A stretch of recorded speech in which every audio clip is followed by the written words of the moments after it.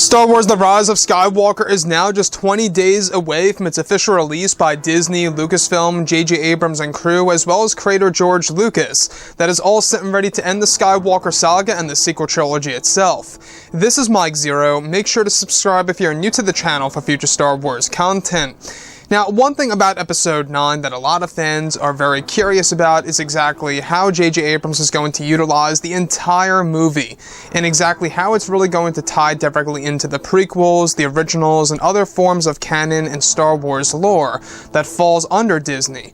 And the fact that J.J. Abrams is really trying to make this film full of different Easter eggs and connections to past films and different canon material, and how he's also using iconic pieces of Star Wars legends as inspirational source material is yet another thing that a lot of fans are very curious about.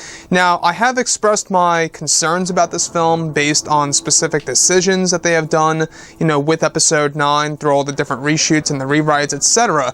However, one thing is very intriguing that has all to do with a classic character from the prequels and Star Wars Rebels, so let's get right into it.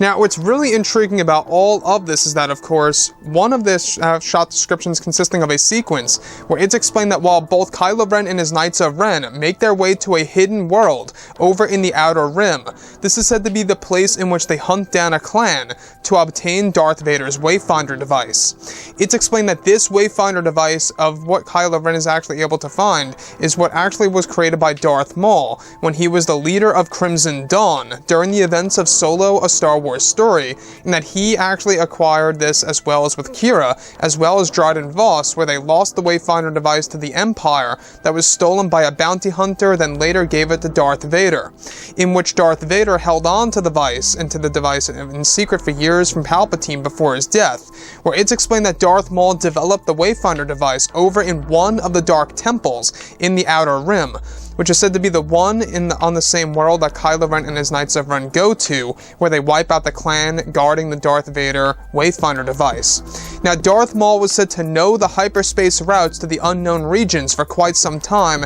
after developing this device. What Maul didn't know is that Palpatine had a device of his own, some years later when the second Death Star was built inside of his throne room, which is said to be the destination and explanation in which Rey discovers Palpatine's device later on in the movie. Darth Maul was said to have created the device by being guided by the Fallen Wills, who built the ancient Dark Temples and crafted it for users like Maul.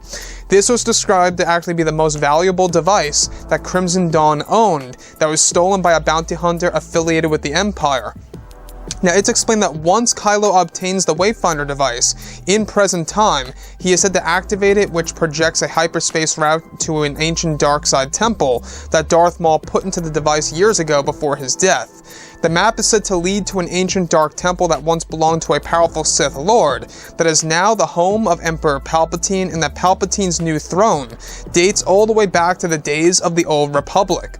It's said that this device was created by Maul by using salvaged parts from Sith relics, where the device is in the shape of a triangle, however is not a Sith holocron. So let's go over a couple of parts about this. Now, the thing about Episode 9 here is that we do know that Disney and Lucasfilm are really trying their absolute best in order to really kind of give us everything that we need for connections being made to the prequels, the originals, other Star Wars films, and even existing Star Wars lore and canon material. Now, what I do like about this, I will say, is that this does indeed change everything related to, Darth Maul and how Darth Vader has the Wayfinder device and how it is now going to be passed down to Kylo Ren and exactly why it was really built. Now, the thing about the Wayfinder device, in case you guys did not know, these Wayfinder devices, there's said to be 2 of them in this movie, are said to lead both Rey and Kylo Ren over to the unknown regions, specifically to that Dark Temple, which is on the world of Exegol that is now Palpatine's new throne room. So Palpatine's throne room was actually obtained by Palpatine, but originally was actually a place that once belonged to an ancient Sith Lord that lived during the days of the Old Republic era. And that is a big deal because I think that this is yet again another hint about Disney and Lucasfilm going in the direction of the Old Republic for the new Star Wars trilogy, since they also are having a lot of conversations about the new films being based in that era of the Star Wars franchise, so there's that. Now, Darth Maul, how he created this device by using salvaged pieces of Sith lore and Sith relics and stuff around those lines to develop the Wayfinder device and putting in hyperspace routes where eventually Maul was able to learn exactly where the unknown regions was and exactly where the Dark Temple was. There's something about that Dark Temple that is very valuable because it actually is sitting right near the Beyond. Now, the Beyond, in case you guys did not know, is the most powerful force nexus there is out of the entire galaxy. That it's actually said to exceed the power of the dark side. The fact that Darth Maul was guided by the fallen wills is a big deal because they are godlike beings, and when he went over to that Dark Temple, he was able to build this device that would lead him over to the unknown regions. So this really does open up a lot of possibilities that Darth Maul actually traveled to the very destination that we do see in the trailer of The Rise of Skywalker, where you do see Palpatine's throne. So that's one, great thing to think about, is that fact that Maul created the device and how it was stolen from his organization called Crimson Dawn by a bounty hunter affiliated with the Empire, who later handed it down to Darth Vader, which explains why the Wayfinder device in Episode 9 is not going by Darth Maul's Wayfinder device, it's going by Darth Vader's, because Darth Vader claimed it as his own. So that's a very interesting thing. Also, the fact that Vader actually kept it a secret from Palpatine that he even had a device. But little did both Maul and Vader know that Palpatine had a Wayfinder device of his own that actually leads to this particular destination, where he actually used as a world as the backup plans of the Empire if it ever were to fall.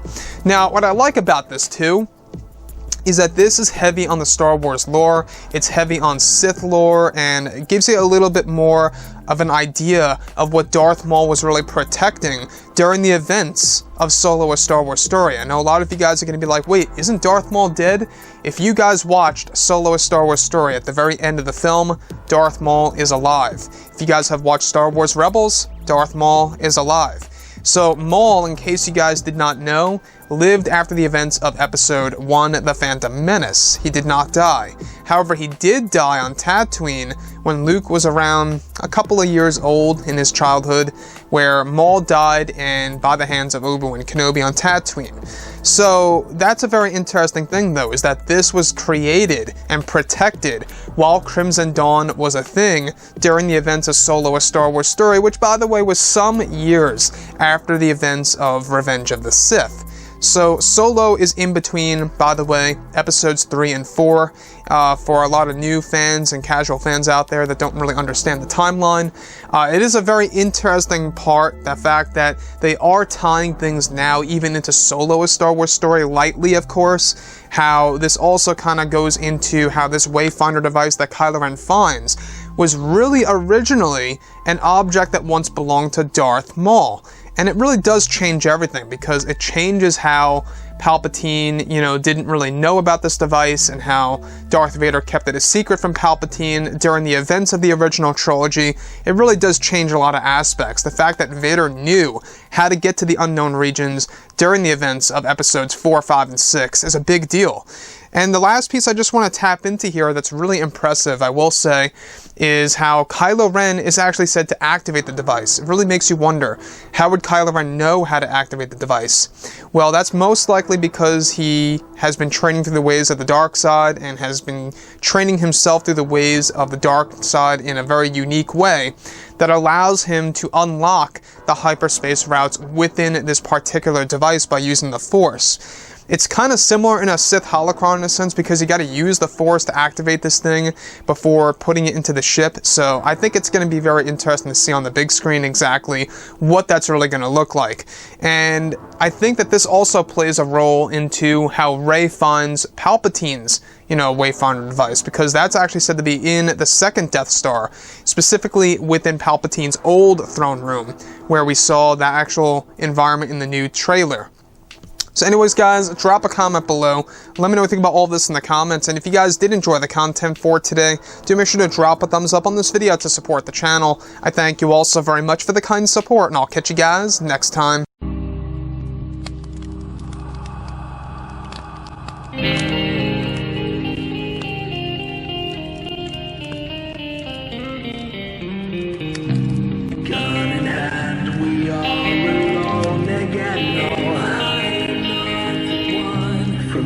Simone, we here